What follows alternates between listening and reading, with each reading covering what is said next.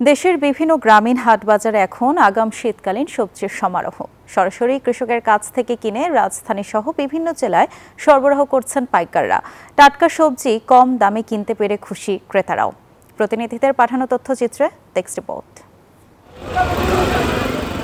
নরসিংদী ঢাকা সিলেট মহাসড়কের বেলাবো বাইরইচা বাস স্ট্যান্ডে বসেছে পাইকারি সবজির হাট।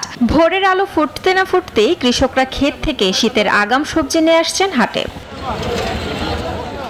স্বাদে ও গুণে অনন্য হওয়ায় এখানে উৎপাদিত সবজির চাহিদা রয়েছে দেশ জুড়ে, যাচ্ছে বিদেশেও। পাইকাররা ভিড় করেন এই হাটে। সরাসরি পাইকারি হাটে সবজি বিক্রি করতে পেরে খুশি কৃষক। বান্ডেল থাকলে প্রতি সেনমানিতে টাকা বাঁচবে। বিকাশ সেনমানি বান্ডেল কিনে জিতুন প্রতি লেনদেনে। নরসিংদী সবজি বাংলাদেশের সবচেয়ে শ্রেষ্ঠ সবজি, স্বাদের দিক দিয়া। পাইকাররা প্রায় দেশের অনেক প্রান্ত থেকে আসে, অনেকে সিলেট থেকে আসে, ময়মনসিংহ থেকে আসে, আবার ঢাকা থেকে আসে। সবজি চাহিদা অনেক ভালো, দামও ভালো।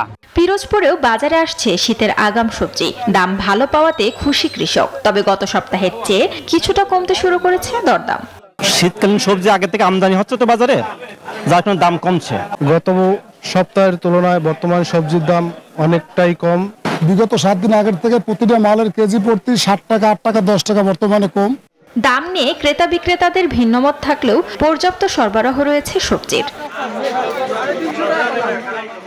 Desk report, news 24।